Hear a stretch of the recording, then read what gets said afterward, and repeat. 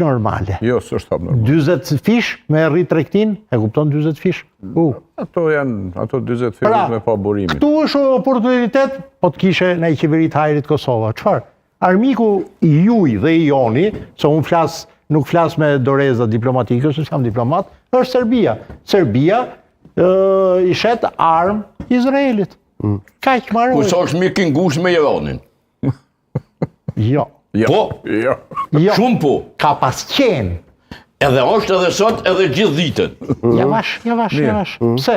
Serbia i hoqi vizat Iranit, ja rivuri prap. Besoj e dini. Ja la një i vite gjys pa viza. Disa herë serbët kanë kërkuar të blejnë armatime në Iran. Flas nga përvoja personale, kam qenë dëshmitar për një rast. Ke qenë dëshmitar se si Serbia... Dëshmitar që të blejë armësh? Po, zotëri. Tani mund të flasë deri dje s'kam fol, për zjolla Kastilen këtë. Në qershor 2022, në hotel interkontinental që ja kanë vonë emrin Laleh tani, një delegacion serb, një 6 copë oficer, pukovnik, kolonel në kolonel, me uniform të forcave aerore dhe të forcave toksore, kishin ardhur delegacion. Unë duke folë anglisht, italisht, nuk shkote kur mend që mund të kishe shqiptar.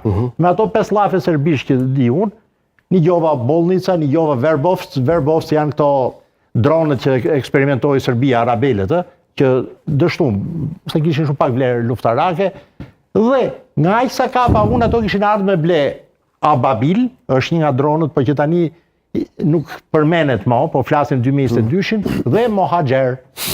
Në atë kohë këto dronë ishin shumë më të famshëm se sa dronët që janë tani, jo Hareshi, jo Shahid. Falë sot një ti ishe pal, apo...